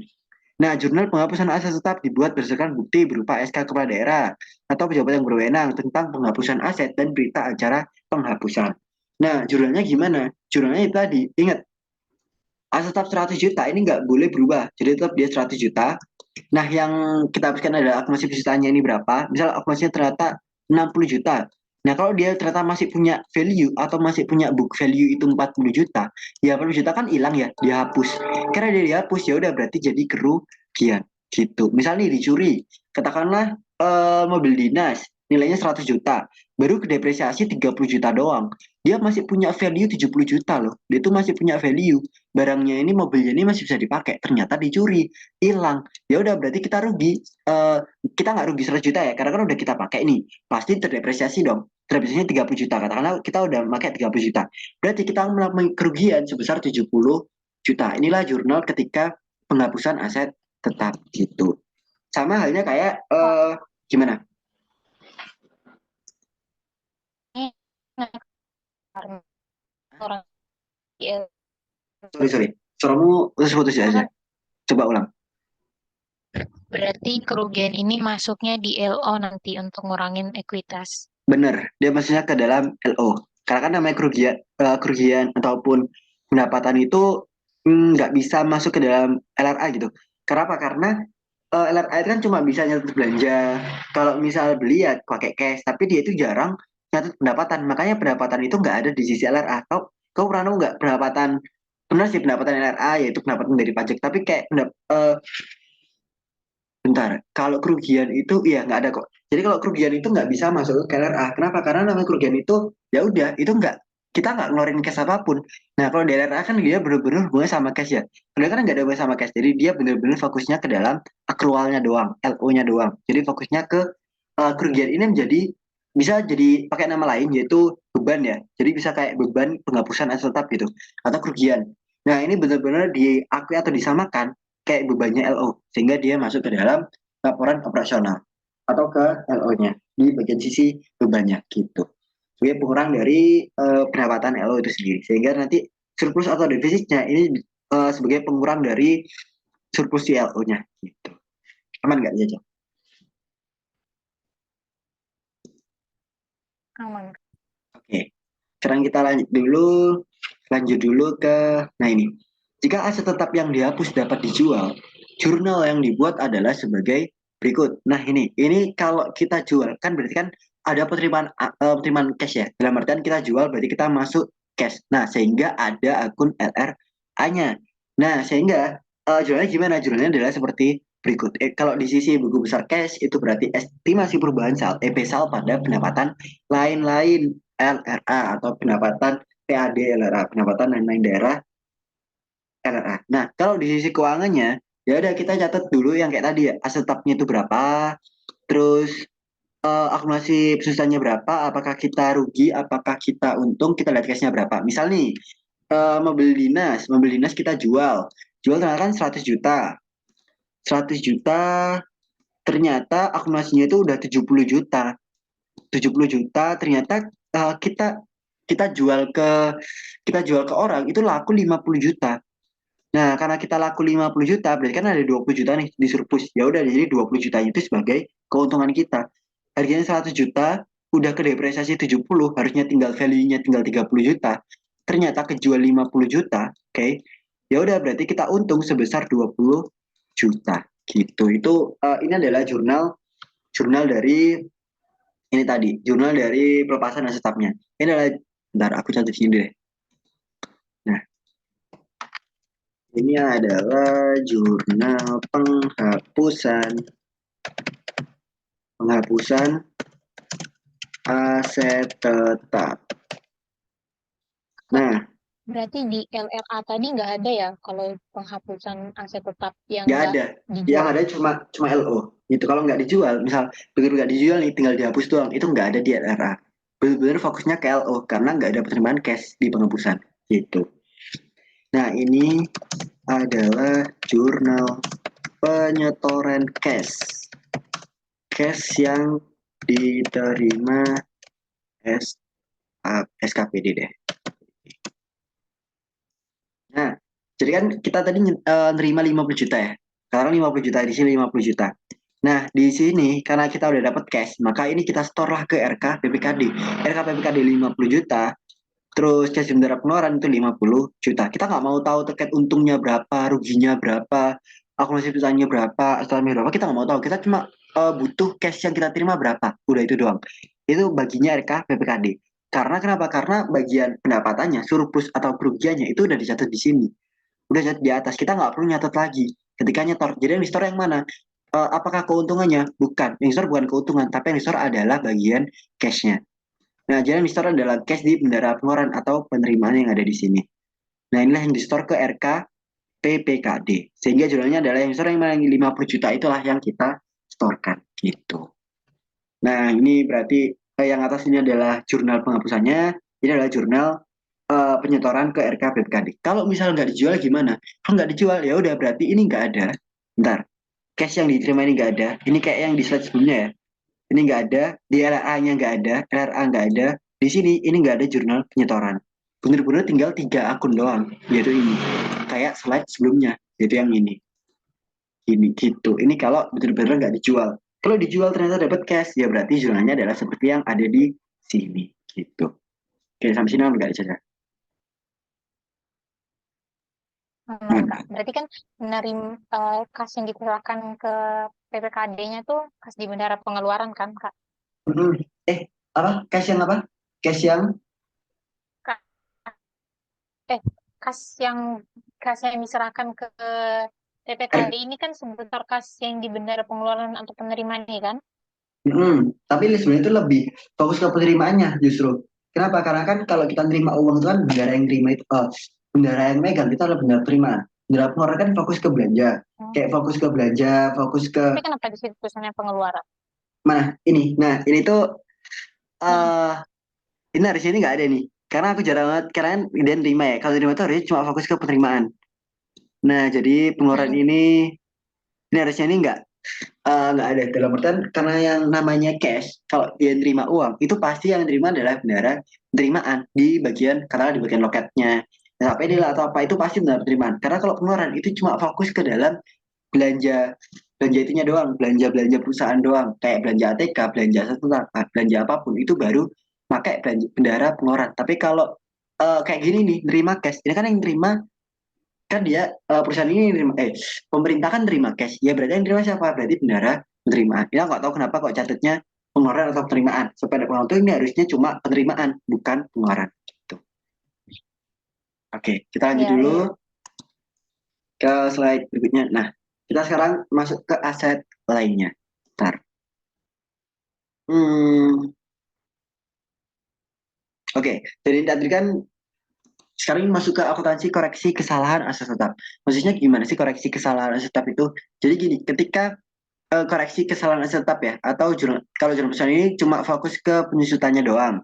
Jadi kalau jurnal penyesuaian ini tuh cuma fokus ke jurnal penyusutan yang ada di SKPD tersebut. Maksudnya gimana? Jadi kalau misalnya kita beli di tanggal November kita beli baru, ya udah itu ada tambahan depresiasi. Terus jangan lupa meskipun di soal itu nggak di statement berapa penyusutannya, kita harus lihat neraca tahun sebelumnya. Neraca di aku tulis di sini aja deh, jangan di sini. Ntar. Nah, di sini. Aku catat di sini ya. Nah, di soal nggak di statement terkait depresiasi aset, kita harus tetap bikin eh, penyusutan aset tetap di jurnal penyesuaian. Dasarnya bisa dari yang pertama, perolehan aset tetap di tahun berjalan. Dua, neraca di tahun sebelumnya. Jadi kalau misal kita di tahun itu nggak beli aset tetap sama sekali, tapi di neraca itu ada aset tetap, ada akumulasinya, itu kita harus buat, kita harus mengadjust, kita harus buat penyesuaian berapa yang kita jualan di tahun ini. Meskipun di soal itu nggak dikasih soal ya, meskipun di soal itu nggak dikasih tahu, di jurnal penyesuaian khususnya itu nggak ada kata-kata buatlah jurnal penyesuaian terkait biaya penyusutan gitu. Meskipun itu nggak disusun kayak gitu, kita udah harus sadar, kita harus tahu kalau meskipun nggak disuruh pun kita tetap harus bikin gitu terkait penyusutan di tahun berjalan, entah itu dari perolehan di tahun berjalan atau itu dari aset tetap di tahun sebelumnya yang ada di neraca gitu. Jadi kalau misal di soal itu emang benar-benar nggak ada statement buatlah bikinlah jurnal penyusutan terkait biaya penyusutan, kita tetap harus bikin terkait beban penyusutannya gitu, karena itu penting banget di dalam Kamu laporan. Gimana? mau nanya, soalnya kan kita punya aset tetap di neraca. Berarti kita menyusutkan juga aset tetap yang di neraca itu. Bener. Jadi nggak cuma yang tahun berjalan doang, tapi di neraca itu kita catat semuanya di jurnal penyesuaian. Meskipun nggak disuruh ya, gitu. Misal nih, Terus kalau ah, informasinya gimana kita dapatnya, informasi penyusutannya?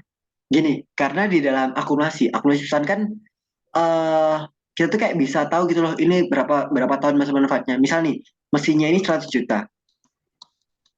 Misal 100 juta, ternyata akumulasinya ini 60 juta. Nah, namanya mesin itu biasanya itu kita estimasi aja. Oh, biasanya 5 tahun. Oh, biasanya 10 tahun. Kalau terus saja estimasi ya, berarti kan kita pakai estimasi ya. Kalau misalnya estimasinya 10 tahun, estimasi 10 tahun berarti akumulasi 60 juta ini adalah dia udah terpakai 6 tahun. Berarti kita di tahun ke-7 atau tahun sekarang ini kita jadi berapa? Kita tinggal sisihin 10 juta doang. Gitu. Atau kalau statement kita, estimasi kita itu 5 tahun, kita boleh estimasi ya. Kalau misalnya estimasi kita 5 tahun, nah 5 tahun berarti kan, oh itu udah kepake 3 tahun. Berarti tahun ini kita nyusutin 20 juta. Yaudah berarti beban depresiasi pada akumulasi penyusutan peralatan itu adalah 20 juta gitu. Jadi tergantung estimasimu apakah dari neraca itu kamu pakai estimasi 10 tahun atau pakai 5 tahun. Pokoknya yang logik-logik banget gitu loh. Yang nggak terlalu ekstrim 17 tahun, 12 tahun. Jadi berhentiin aja apakah dia 5 tahun, 10 tahun atau 20 tahun gitu. Biasanya kalau peralatan mesin itu 5 tahun, kalau bangunan nanti 20 tahun, biasanya itu kayak gitu gitu. Jadi itu yang ada di informasi neraca. Kita tuh informasi itu pasti ada akumulasi bisanya kok di tiap itu. Itu yang jadi informasi penting buat kita buat depresiasi. Gimana? Berarti gini, misalnya kan neracanya 50 juta, terus Hmm. akumulasinya berapa? 30 juta gitu. Terus udah dituliskan gitu, si aset tetapnya ini misalnya bangunan itu dibeli pada tahun 2020, 2000 berapa tuh? 2000, kalau 2017. Berarti sekarang 2020 kan. Oh, berarti kita langsung terus di masa manfaatnya dikasih tahu juga gitu. Atau kita Nah, boleh asumsi sendiri. berarti kan kalau gini udah kelihatan nih, kalau dia udah 3 tahun, 3 tahun ternyata depresiasinya itu 30. Berarti per tahunnya berapa? Kan 10. Yaudah berarti tahun ini 10. kita tinggal tinggal bikin aja depresiasi pada akumulasinya itu 10 juta. Gitu. Karena udah Tapi misalnya ketahuan kalau nih. itu nggak ada, Kalau berarti kita misal bisa asumsi sendiri. Kalau misalnya ini nggak ada ya, dia diperolehnya tahun berapa Hmm. kita nggak tahu tahun berapa yang diperolehnya. Itu baru kita bisa pakai asumsi berapa tahunnya dari neraca yang ada di aset tetapnya maupun di bagian akumulasinya itu tadi. Jadi kita bisa langsung kira-kira gitu loh. Oh ini udah kepake 5 tahun nih. Oh ini udah kepake 10 tahun nih. Kita udah langsung bisa ngira karena akumulasinya itu udah bisa dilogik gitu loh. Kalau berapa masa manfaat tahunnya. Meskipun nggak ada statement soal berapa harga perolehan di tahun berapa perolehan dari aset tersebut gitu. Aman nggak di sana? Oh, berarti antara Hmm? diketahui tahun dibelinya atau diketahui masa manfaatnya pasti diketahui. Aku bilang nggak, aku nggak bisa bilang pasti. Tapi kalau misal di soal itu nggak nggak diketahui tahun belinya kapan, misal nggak dikasih tahu 2017-nya ya katakanlah, tapi pasti diketahui di neraca kan pasti ada ini ya. Ini pasti nggak mungkin nggak, Hmm. di neraca itu pasti ada aset tetap sama akumulasinya. Nah, dari akumulasi itu kita bisa buat estimasi sendiri gitu loh. Berapa tahun? Misal dia 10 per 50, oh berarti dia udah pakai 1/5-nya. Atau dia berarti udah kepake 20%-nya. Berarti asumsi aja kalau ini tuh 5 tahun gitu. Berarti dia udah kepake 1 tahun, sisa 4 tahun. Berarti tahun ini kita tinggal depresiasiin 10 juta lagi gitu. Jadi kalau yang pertama itu ini pasti diketahui, kalau ada tahun berapa diperolehnya, ini malah jadi bonus. Jadi kita udah nggak pakai estimasi lagi, ini udah pasti kalau berapa dia itu udah terpakai berapa tahun gitu, gitu. Hmm. Intinya kalau diketahui misal nih 50 juta, akumulasinya 10 juta, ternyata dia ini sekarang ini tahun 2020, ternyata perolehannya ini dibeli tahun 2018, mereka kan udah 2 tahun, ternyata akumulasi ini 10 juta, berarti per tahunnya berapa? Enggak gitu. Berapa Ini tadi, Kak? ini 2018, ini 2020. Hmm. Ini tuh 10, ini 50. Nah, ketika Berarti 5. nah benar, berarti 5 tahun. Sehingga beban depresiasi pada akumulasi adalah 5 juta. Meskipun cuma dikasih tahu ini doang. Dikasih tahu harga perolehannya di tahun berapa gitu.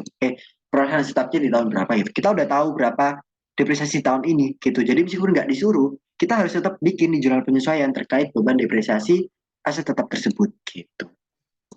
Oke, sampai sini aman ya, Caca. Kalau aman kita lanjut ke slide berikutnya. Mana?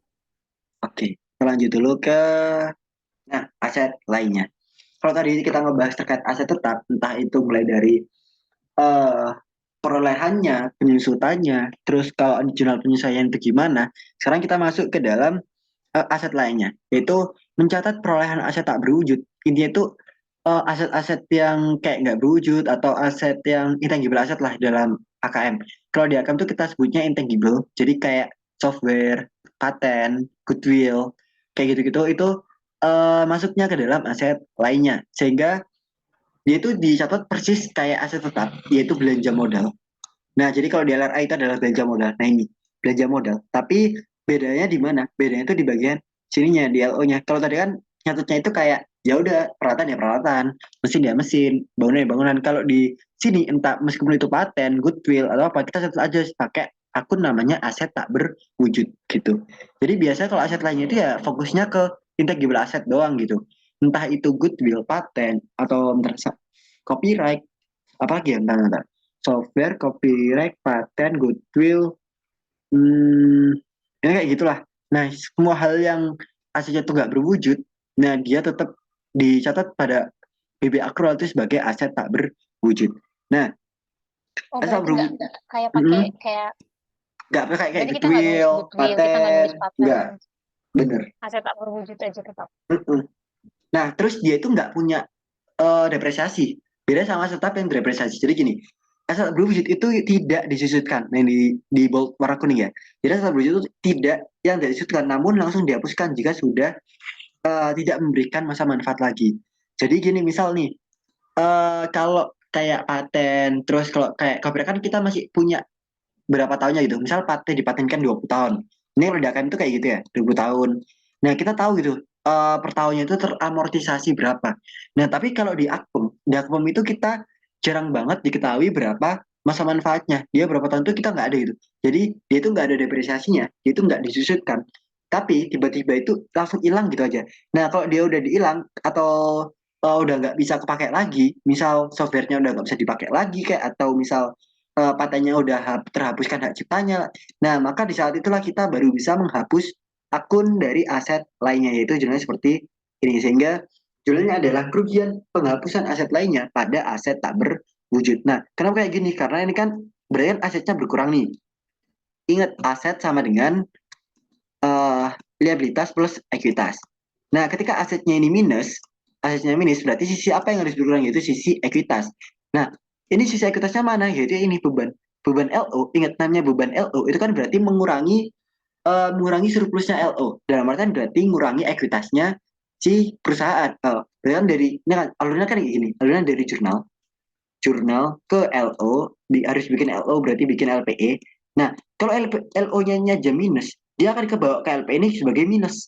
Nah, ketika dia di LP ini minus sekian sekian juta ya dari aset minus ini, dia akan ngaruh di bagian ekuitasnya. Ekuitasnya juga minus. Inilah kenapa kok aset sama dengan liabilitas plus ekuitas gitu. Ini jurnalnya sehingga jurnalnya adalah sebagai berikut. Jadi kerugian ini diakui kayak bebannya LO gitu. Nah, jadi beban penghapusan aset lainnya pada aset tak berwujud. Nah, sampai sini aman nggak, Caca? Aman, Kak. Oke, sekarang kita lanjut dulu ke slide berikutnya. Nah, ini ada jurnal untuk mencatat reklasifikasi aset tetap yang tidak dapat digunakan lagi ke aset lainnya adalah sebagai berikut. Jadi, ketika peralatan itu nggak bisa dipakai lagi, tapi eh jurnal untuk mencatat reklasifikasi aset tetap yang tidak dapat digunakan lagi. Nah, tapi kita nggak mau menghapus, kita itu seolah-olah itu nggak merugi gitu loh. Kita kita punya aset tetap, tapi kayak itu udah nggak bisa dipakai. Tapi karena itu nggak mau rugi, kita pindahin, kita reklas ke aset lainnya. Apakah itu boleh? Itu boleh. Jadi ketika nih, misal peralatan dan mesin ini udah nggak bisa dipakai, terus kita mau ubah, kita masukin aja ke aset lainnya gitu. Misal ditaruh di gudang, meskipun dia nggak dipakai, tapi masih bisa di gudang. Terus mungkin di esok hari itu akan dijual bekasnya gitu. Misal dijual bannya doang, kayak mau dijual mesin-mesin yang masih bisa dipakai kayak. Nah itu misal disimpan di gudang. Nah itu apakah boleh dipindah ke aset lainnya? Itu boleh banget direklas ke aset lainnya. Jadi jurnalnya adalah sebagai berikut. Nah, jadi aset tetapnya ini misal mobil ya, mobil dinas kantor gitu. Yaudah mobil dinas kita hapuskan karena komersial juga dihapuskan ya pasti. Nah, terus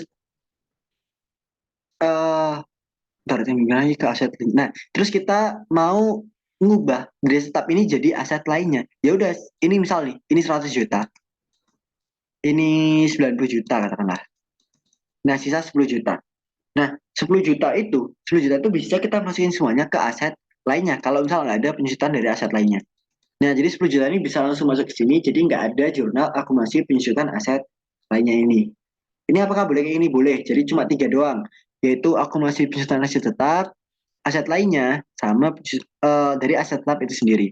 Nah, fungsi dari akumulasi penyusutan aset tetap ini apa? Fungsi dari ini tuh, ini kalau misal, kan kita reklas reklas ini ya, kita mau mereklas aset lainnya ke aset tetap. Ini kebalikannya.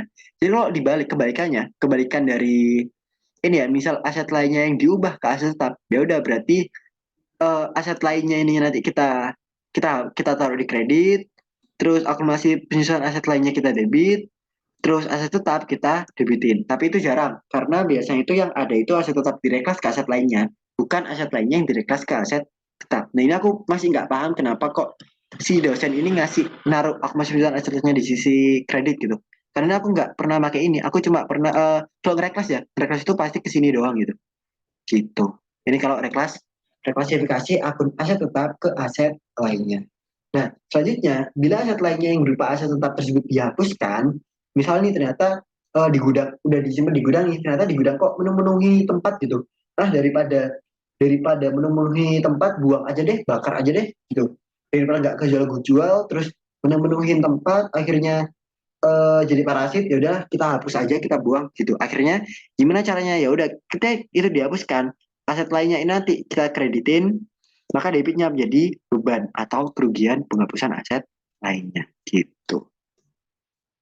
Nah, ini adalah jurnal kalau misal yang di gudang tadi tidak dapat dijual nih. Jadi kayak parasit gitu loh, memenuhi tempat, nggak bisa dijual.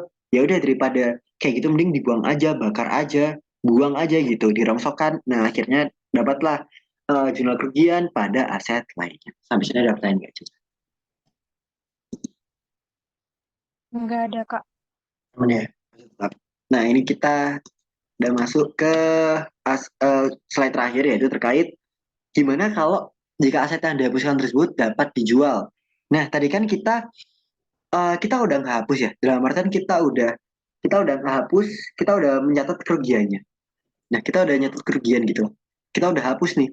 Ternyata udah dihapus, besoknya ini berubah pikiran, masih ada di misal masih setelah mau kita bakar tuh masih di bagian pembakaran gitu. Nah, ternyata kok besoknya ada orang lihat di bagian pembakaran, dia mau nanya ke kita itu mobilnya siapa, ternyata mobilnya kantor, perusahaan ternyata mau dibeli gitu. Nah, kan berarti bisa dijual tuh. Nah, ketika dia udah dihapuskan, ternyata dia bisa dijual, maka apa yang terjadi? Yang terjadi adalah sebagai berikut. Nah, misal pada PADLRA. Kenapa kok jadi pendapatan? Karena awalnya itu kerugian. Jadi itu kita udah ngakui kerugian, ternyata nggak jadi rugi. Ternyata itu bisa terjual.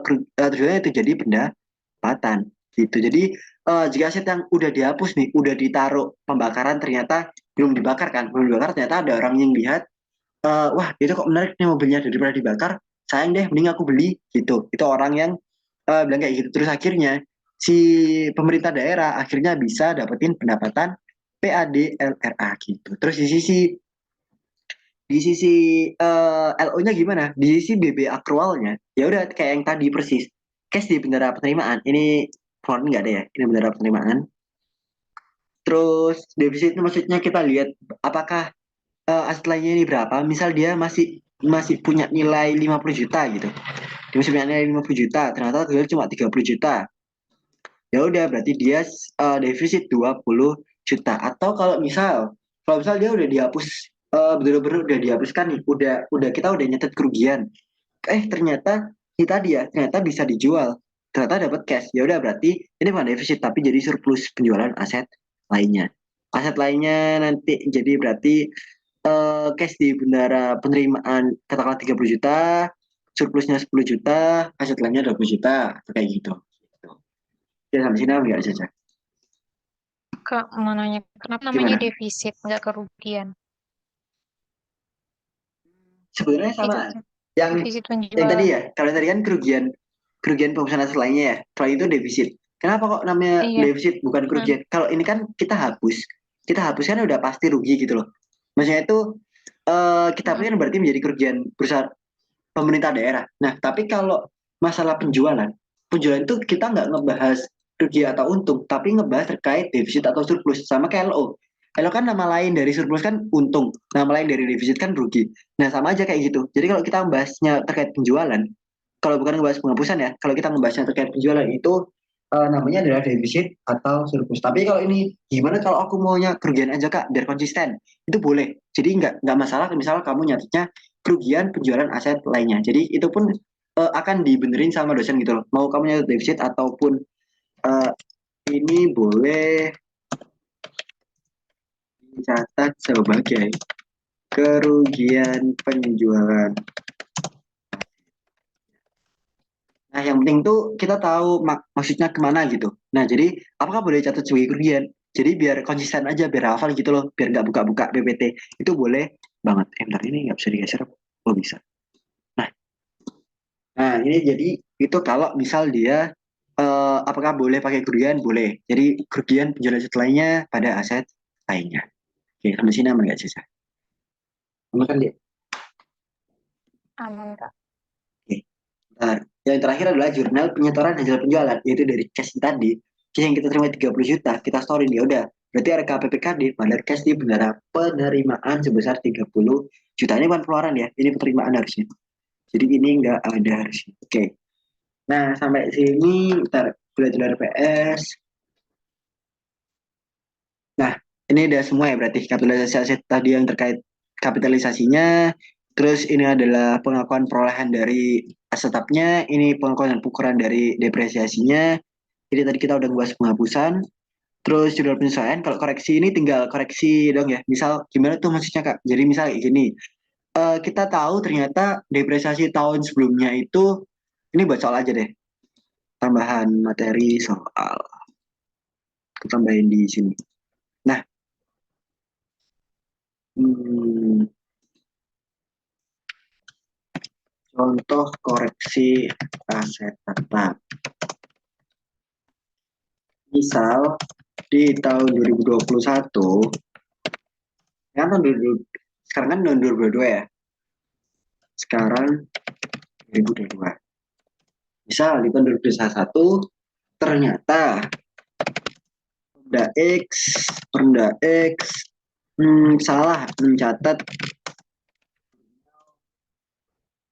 atau lupa lupa mencatat jurnal depresiasinya, depresiasi aset tetapnya.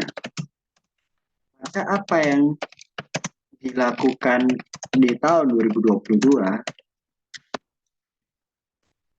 Nah, ketika kita tahu kalau ternyata di 2021 itu belum dicatat. Yang kita lakuin, kita membuat koreksi aset.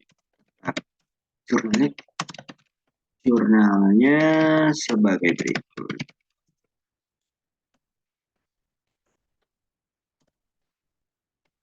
Yaitu jurnalnya berarti kan kalau kita nyusutin kan berarti tinggal jadi doang ya, yaitu beban pada akumulasi. Tapi ingat, karena ini itu berasal dari tahun sebelumnya, karena kan dari sebelumnya, jadi kita nggak bisa nyata sebagai beban. Beban itu adalah untuk tahun berjalan. Tahun berjalan itu berarti beban depresiasi. Beban depresiasi pada akumulasi penyusutan.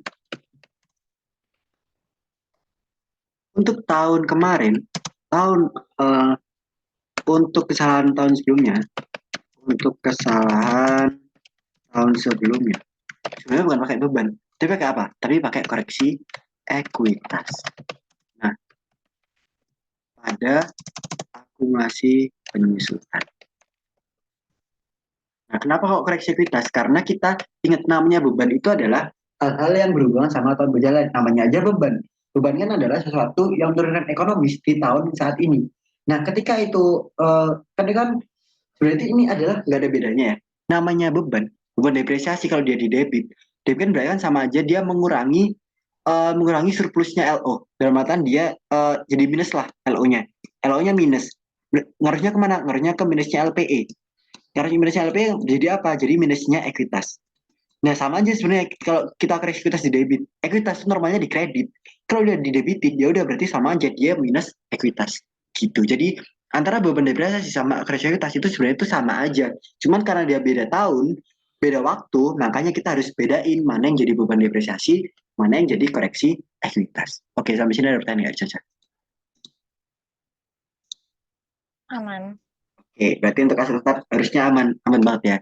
So kalau tanya dosen apapun, kalau misalnya ada tugas, boleh sharing tugasnya nanti kita kerjain bareng. Kalau ada soal yang susah atau apa nanti boleh banget dibahas. Dan karena aku Oke. kan aku tadi kan nanya ke kamu, apa kamu punya soal? Itu kan aku nggak punya. Dan karena ini tuh emang basic ya, sebenarnya itu menurutku time ini tuh time basic. Jadi masih ini tuh materi terakhir SKPD gitu loh. Yang mana TM berikutnya kita akan ketemu di PPKD. Nah karena ini aku nggak punya soal, apakah boleh ini aku selesaiin lebih cepat dari sebelumnya, Jaja? Atau kalau Boleh, boleh. kalau mau ada pertanyaan atau apapun, Kak, atau ya gimana, Jaja? besok berarti statistika kan? Gimana? Statistika besok itu nggak pakai aplikasi atau gimana? Biar aku siapin aplikasinya. Enggak, Kalau statistika itu, apa karena aja? kan udah ngecek RPSmu ya, yaitu masih ngebahas terkait bukan dua huruf, apa sih namanya? Dua objek itu, nanti aku cek. Ngebahas Oh, terkait, binomial. nah, bukan, ngebahas ini loh, apa yang kayak klaim tapi ada dua hipotesis. Nah, mana sih RPSmu? Nah, ini RPSmu. Bentar aku share screen dulu deh, yang statistika. Nah,